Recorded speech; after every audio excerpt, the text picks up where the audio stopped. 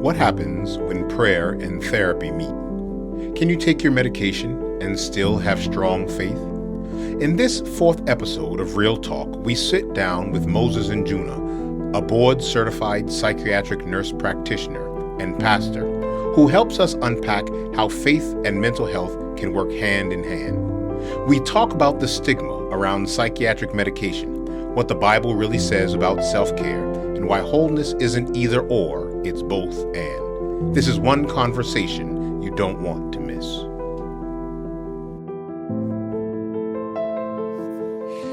Hello, everybody, and welcome to episode 4 of our mental health awareness series, Real Talk. I am very excited to have Pastor Moses Njuna with us, and so I'm just going to bring him on and allow him to introduce himself to us. Moses, it is so good to have you with us. Please introduce yourself and tell us some things about you before we get started today. Thank you so much, Dr. DeFore. Good evening, everyone who is watching. We're excited to be here. My name is Moses Njuguna, and I'm the pastor of the New Maranatha Caribou Seventh-day Adventist Church here in Jersey City, New Jersey. I'm also a board-certified psychiatric mental health nurse practitioner with a background in mental health for many years. And it's my joy to be here tonight to share with you all. Thank you. Yeah. So Moses, I want to just thank you so much for coming on and lending your experience, but also your brilliance to this very important topic. We're going to talk about tonight how faith and mental health integrates, but we're going to also take advantage of some of your experience as a psychiatric mental health nurse practitioner, so that we can help dispel some myths around medication, even, which is a taboo topic in our churches. But before we begin, as someone who is both a pastor and a board certified psychiatric nurse practitioner, how has your journey sort of shaped the way you understand and approach mental health?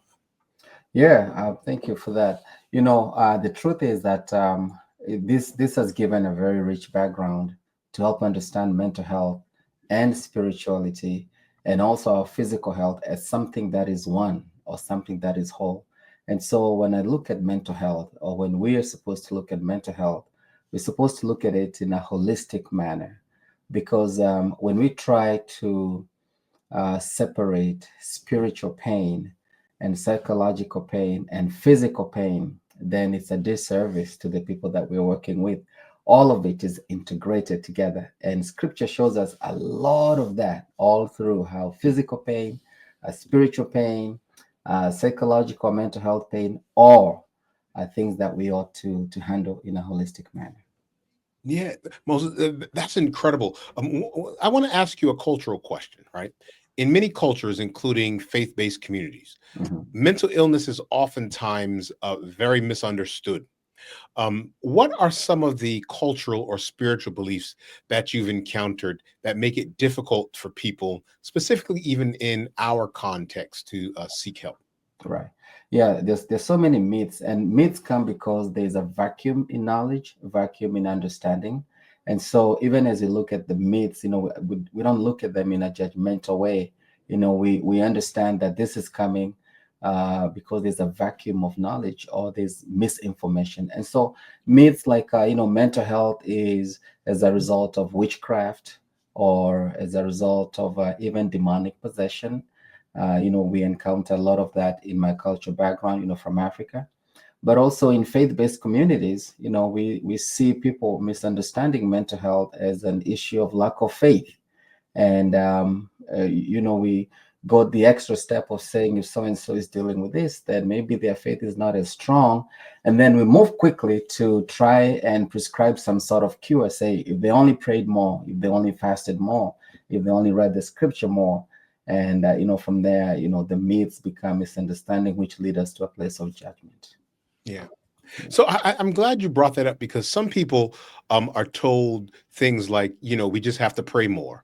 Or if we're struggling with a depression, anxiety, if we're struggling with a mental illness, we must be spiritually weak when they express emotional or psychological distress. How can we lovingly, and the key word lovingly, challenge these kind of responses within the church? Right. That is true. I've encountered that also many times, and we start by affirming the power of prayer because there is power in prayer. But we also gently now move and add, say that, prayer is not the only thing that God has given us. God has given us experts and people who are skilled in various things. And God has given those people that knowledge and that skill. And so we add prayer and something else. For instance, when your car breaks down, when you're driving, you don't just pray and expect the miracle for the car to be fixed. You pray, and then hopefully you're able to tow the car to a mechanic who is going to look at it. And so prayer and something else, prayer and therapy, prayer and a doctor, right? We don't Yeah. just tell someone who is struggling with diabetes, don't take insulin, just pray, and things are going to be okay. That actually will be, making people believe that we are a cult that actually, doesn't believe in science, and that's not true. Yeah, and I'm glad you brought some of that up, Moses, because one of the hardest conversations, and I want us to tap into the great resource that you are, the knowledge that you have, and then also, the dual roles that you do play as a psychiatric medication prescriber as well as a pastor, right? And so, one of the hardest conversations in mental health in the church is around medication. Can you help us understand what psychiatric medication actually does and why it's sometimes necessary? Right. So, yeah, that's a very good question. Psychiatric medication help, especially in the brain, to restore the imbalances that are to be found in the chemicals that are in the brain. Chemicals like serotonin, chemicals like dopamine, which then, when they are imbalanced, will have issues with our mood, affect our presentation, we'll have sadness and things of that nature. And so those medications help restore the balance that's needed. One of the ways to look at it or to think about it is to think of a cast. When your leg is broken, you need a cast, and the cast will help you as the leg is healing, so you can be able to walk again. And many times, especially when you're dealing with mood disorders, something like depression, anxiety, and things of that nature, medication will help you to restore the balance. And once the balance is restored, then from there, you can be able to engage even in therapy, even in community, even in faith building activities, which are part of the holistic approach to healing. And this is not to say that medication is the only thing we need. Medication, we need that together with the other things. But there are some times when we may not even be able to engage in therapy, especially if Mm, a person is dealing with panic. They're so panicked yeah. they can't even process anything. Even telling them let's sit down and pray, or let's sit down and read scripture, or even let's sit down and do therapy, they may not be able to process. But once they take the medication and they're able to calm down after a while, then we can engage in other things. Yeah. So, Pastor Moses, there's a lot of stigma, even shame sometimes associated with taking medication, right? Especially in communities of color or deeply religious environments, right? How do you respond to someone when they say, I don't want to depend on a pill to feel okay, or I don't want to depend on a pill to be able to just navigate, going through my daily life routine? I honor that. I respect that. It's coming from some place, and especially as communities of color, we've had some very unfortunate history, with medications and things of that nature. And so, while I honor that and I respect that, I'd like to know more where that is coming from. Maybe there has been some misinformation in the past, or maybe some people have shared some things which were not accurate. And so I would lovingly, teach, engage, try to hear this person, and even educate. Sometimes the pill is what you need to start functioning again. And Mm. I heard someone say that even as we come to God, sometimes the pill is the bridge that we use, to get to God or to get to a place of healing, and that's okay. Sure, man. One of the common struggles, right, Mhm. is Moses when people start taking medication, they begin to feel better. And then because they're feeling better, they stop taking the medication, either because they think that they're healed or because others tell them to, right? Uh, So from your experience, right? What are the risks of stopping medication too soon? And how can you sort of reframe healing in a way that respects both faith and medical support? Because I don't know how many testimonies I've heard in churches about people who were able to come off of medication. Just sort of help us walk through some of this. yeah, just like I know one of the biggest example is antibiotics, right? When you're taking antibiotics after a couple of days, you feel better and then you stop taking, but you've not handled the issue, and then when the issue comes back again, the bacteria has become medication resistant. Same thing, the medication that we take, it should be managed by a professional. The professional can try to either increase or decrease. They will manage it for you. But if we come out of it ahead of time, well, the symptoms might have dissipated a little bit because the meds started working. Once we stop taking too soon, or once we stop taking because we tell ourselves to, and it's not being managed by somebody, the symptoms can worsen. A person may end up even being hospitalized or even dealing with major terrible issues. I liken it to a runner. I run, and it's one of my greatest joy. However, when you run a lot, you can get an Achilles, a problem with the Achilles tendon. Achilles tendon is one of the worst because after some time, when you get some rest, you think that you're better. You walk around, you feel as though you're good. You can even jog around. You're like, well, I'm feeling better. But you did not take the time that was needed to take care of it, for a long period. And once you go out for a run, something even worse takes place. And so I would advise someone, we enjoy the testimonies. Oh, I thank God that I'm healed. I stopped taking the meds. But that's not wise. It's not good stewardship. It's not smart. Let it be managed by a doctor. And if the doctor says the time has come for the medication to be decreased or even to get off the meds, that's great. But if the time hasn't come, please do not do that. It's not wise. And the challenge is we oftentimes don't see mental health as health. Right.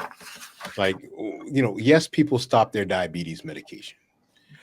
We do have people that do that, but we've never heard anyone get up and boast about the fact that they came off their insulin and now they have an A1C of 25 or something like that. I think you're dead if you have an A1C of 25. Yeah. But we don't. Yeah, well, you're a nurse, man. Not me. But we don't hear it. We don't hear that. So help us understand some things. Are there any specific myths about sort of medication that you often hear, and how do we address them with patients or even church members? True. Yeah. So of course, those myths come from a place of misinformation or half knowledge or even just outright ignorance. In a very gracious manner to say. Things like medication is going to make me be addicted, or I'm going to be addicted to this. Is there some truth to that? There could be some truth to that. There's some medication which are habit forming, and you can become reliant on those. And it's good to ask, your provider, what is this medication? Is it habit forming? Am I going to be reliant on it? It's not all the medication. There are some, but not all. All right. Yeah. Things like, I'll be on it for life. That's not always true. There are some medication that you might need to be on it for life, especially if a person is struggling, excuse me, with something like, schizophrenia, right? Or something even like, bipolar. There might be an argument that some of this medication you'll need to be on it for life to be able to function. But that's not always the case with all the medication. And so it's good to ask, tell me more about this. Others will say taking medication means that I am crazy. Not true. Actually, the opposite might be true. If you don't take the medication, you'll get to a place where you might start doubting reality, and you might actually get to a place where you can't even function completely. And so the opposite of that is true. Taking medication will ensure that you don't get to that place of being crazy. Some people say, well, this is not real. Medication is not real. It's just a crutch. Mm, And but if you need a crutch to heal, to get better, so you can start working again, yes, a crutch is a good thing. Ain't nothing wrong with a crutch. Ain't nothing wrong with a wheelchair. We don't shame people who wear glasses, for instance. And so we shouldn't be shaming anyone, who is taking medication so they can get better. And yeah. all these are myths. And the best way is to lovingly challenge them, push, but also provide, necessary information and knowledge. Yeah. Yeah. So I think we've heard you loud and clear. Take your medication. Don't come off it. Talk with your doctor about it. But I want to move a little bit to tap into now your sort of pastoral hat, um, and also the mental health experience that you have. I want to talk a little bit about self care. Right. For Right. many Christians, it's seen as selfish or indulgent or even unspiritual. How would you define self care from a biblical or sort of faith-based perspective? Yeah, very good question. And actually, many people struggle with that because it's seen as selfish. But really, self care is a good stewardship and it's good discipleship.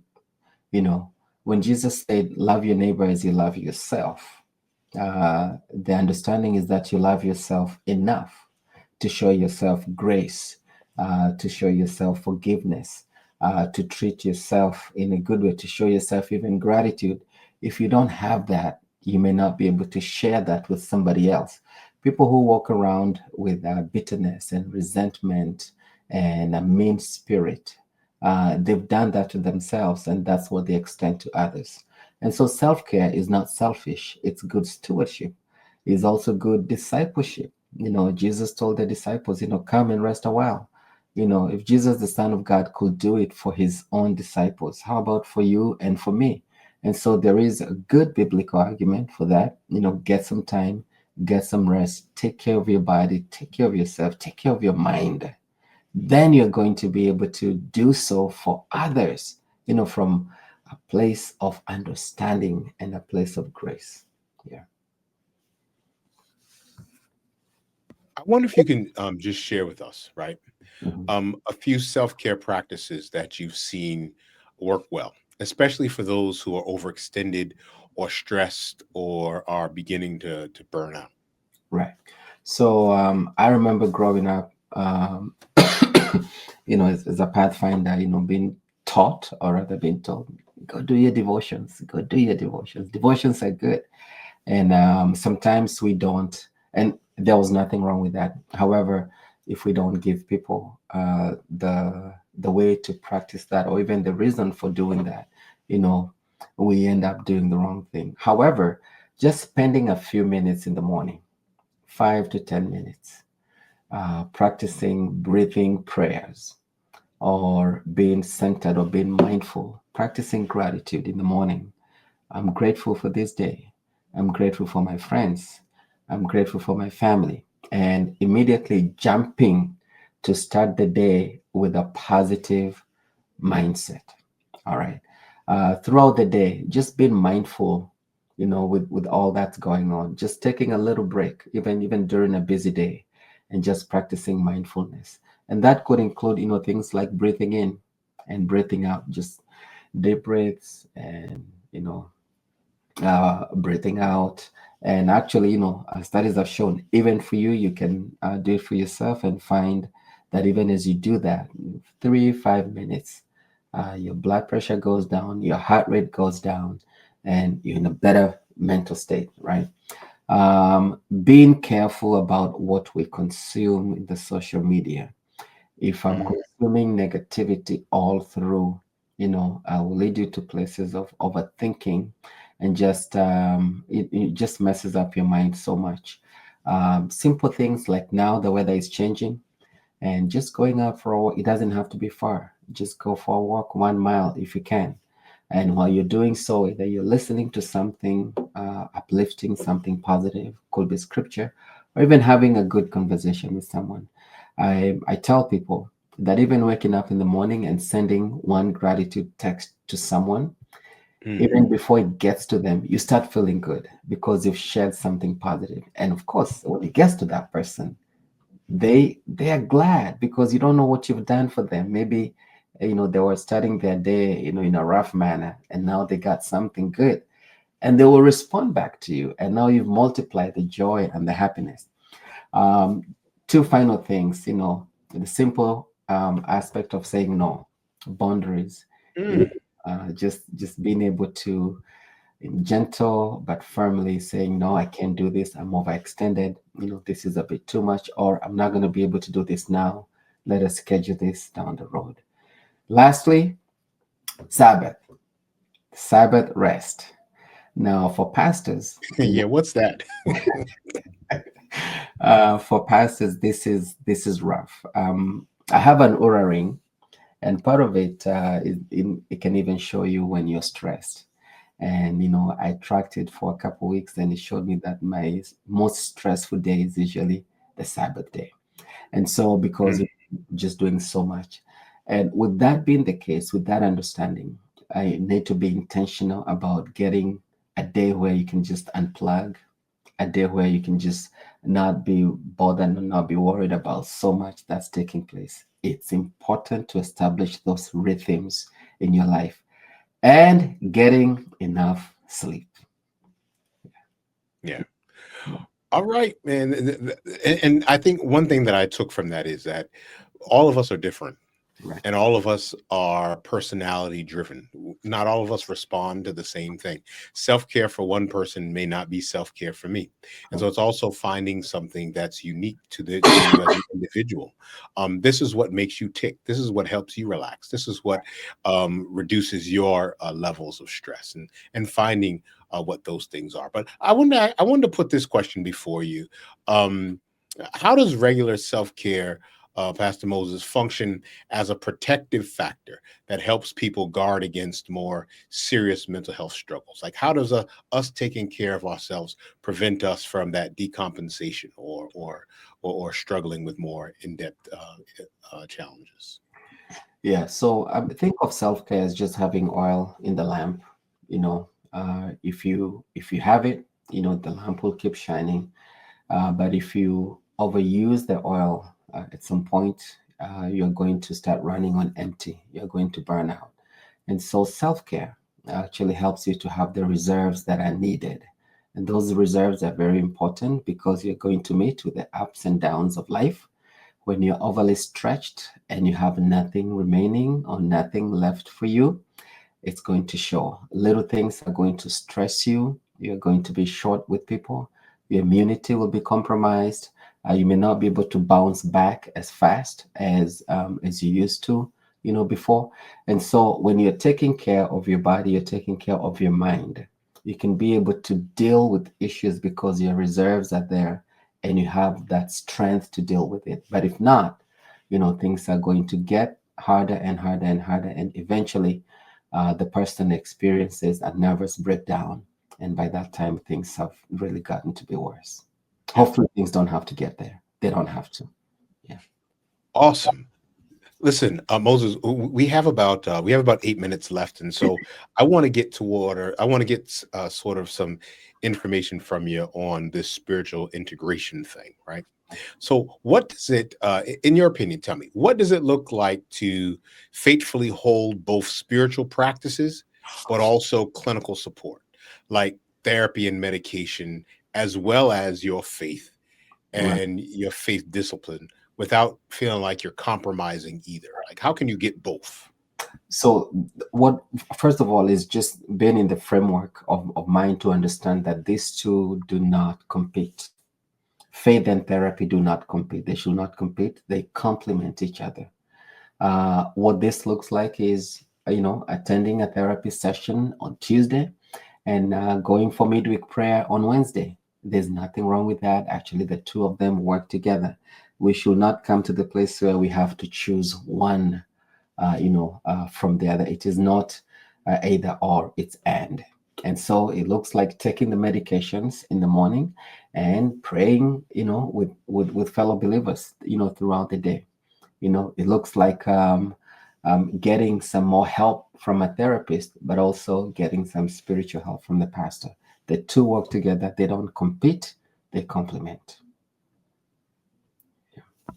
Yeah, I think that's very important. Even in our last conversation that we had in episode 3 with Danielle, she talked a little bit about how the church can traumatize people by the way it talks about mental illness. And so I think that it's important for us to understand that they are companion together. Mind, body, spirit, they go together. You can't have you if you're not in your right mind, it's oftentimes hard to be spiritually grounded. If your body is sick, oftentimes your mind is not able to actuate in a healthy manner. So for someone, Moses, help us, for someone who's struggling but hesitant to seek help.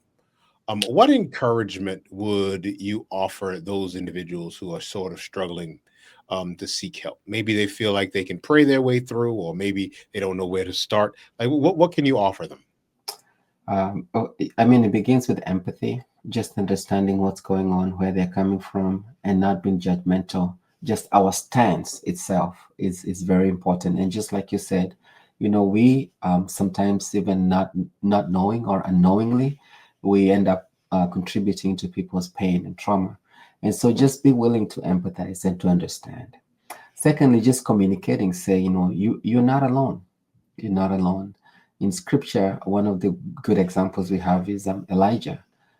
During his crisis, his nervous breakdown to the point where he was suicidal, God sent an angel to him, not to preach, not for Bible study, not to get some huge quotations from leading authors or whatever. Basically, to just tell him, here's some food, something for you to drink, and go back to sleep.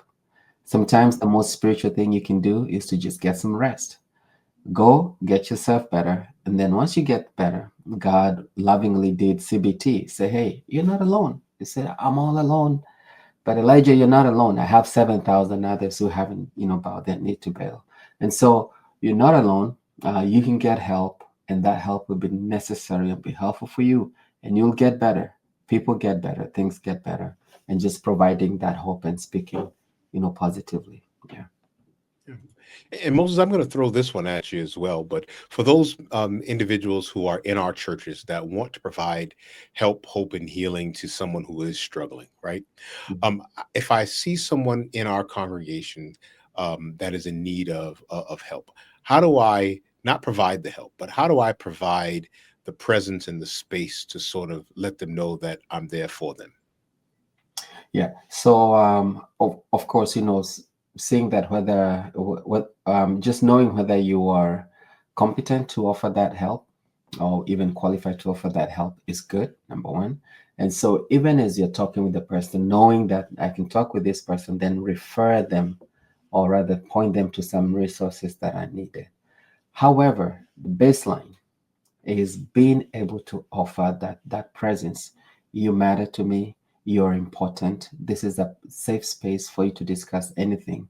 I know many studies have shown that, especially for people of color, they will come to the church first before they go to any mental health agencies. That's where they'll come to seek for help. It shouldn't be that they'll come to our churches or to our, uh, you know, uh, uh, to our churches. It shouldn't that they will come to our churches and then that's where they find pushback and judgment and criticism. So we should be able to offer, at least at the very bare minimum, a safe space, a place where there's empathy and understanding. Yeah. Yeah. Moses, this was so rich. This was so very powerful. I want to thank you for coming in. I want to thank you for lending your expertise, your knowledge, your compassion, your pathos to this conversation, man. You know how much I love and respect you and the work that you do. But as someone who straddles both, or who navigates, we won't call it straddling, who navigates both the pulpit and the clinic, Mhm. what's one thing that you hope viewers take away from this conversation about wholeness and healing? Yes, that's a good question. And thank you, Doc. Let me start also by saying that I respect the work you do. You're competent in what you do. And, one day, by the grace of God, we hope that you'll continue sharing this even in our churches our local churches where we are. But yeah, to your question, um, wholeness is not either or. Wholeness is both. It is both prayer and psychiatry. It is both therapy and scriptural support. The two of them working together. We shouldn't get to the point where we have to choose either the pulpit or the therapist couch. It can be both. It should be both. If you need help, get the help. Go to the therapist, stay on that couch, and then come on Sabbath, come to the altar for prayer. Ain't nothing wrong with that. Go get psychiatric help, but also pray through it. Study scripture and see what is in the scripture, but at the same time, get the support that you need. And so it shouldn't be. If there's one takeaway, wholeness is not either or, it's both. And the two of them work together. They were made to work together. They're not competing, they're complementing one another. Thank you. Moses, this was awesome. I want to thank you. I want to thank those of you who have engaged in this conversation with us. I want to just invite you to join us for part 5 of our mental health awareness series, where we'll be joined by Dr. Abdel George, who will walk us through the very difficult conversations around grief and loss and how it is that we can maintain our mental health even when we walk through some of life's darkest days. Have a wonderful day, and please join us for part 5.